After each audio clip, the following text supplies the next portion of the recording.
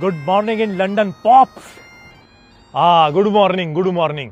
अरे मी सकाळपासून पोरवले, मला एक बॅनर दिसला नाही इकडे एखाद्या राजकारण्याचा. भाऊंना हॅपी बर्थडे, तात्यांना वाढदिवसाच्या शुभेच्छा, वहिनींना वाढदिवसाच्या शुभेच्छा. कोणाचा काही बॅनरच नाही इकडं. अहो इकडे तसं काही नसतं बाप्पा. कुठल्याच निवडणुकांमध्ये कुठल्याच नेत्याचे बॅनर लागत नाही आणि ट्रॅफिक जॅम करून सभा पण घेतली जात नाही. असं मग हे नेमके कोणत्या मुद्द्यावर निवडणुका लढवता? रस्ते, लाईट, पाणी? अहो नाही, इथं रस्ते, लाईट, पाणी सगळ्या सोयी सुविधा आधीपासून आहे का? आता ज्या मुद्द्यावर वर्षानुवर्ष निवडणुका लढवल्या पाहिजे ते मुद्दे संपून टाकले यांनी.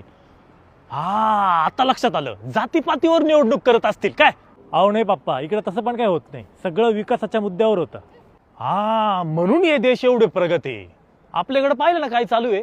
ज्या मुद्द्यांवर समाजकारण करायला पाहिजे, विकासाचे मुद्दे, ते राहिले बाजूला आणि सत्तेसाठी फक्त पैसा आणि जातीपातीचं राजकारण. कोण ह्या पक्षातून त्या पक्षात जातो, कोण कोणाला डांबून ठेवतो, कोण कोणाचा फॉर्मच गिळून टाकीतो, तो कोण काय करतो, तो कोण मारामाऱ्या करतो.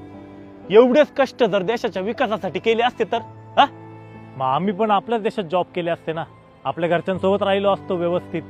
अरे 150 वर्ष राज्य केले या गोऱ्यांनी आपल्यावर आणि आपण त्यांच्याकडून काय शिकलो? फक्त कपडे, दारू, पार्ट्या आणि ते सो कॉल्ड वेस्टर्न कल्चर.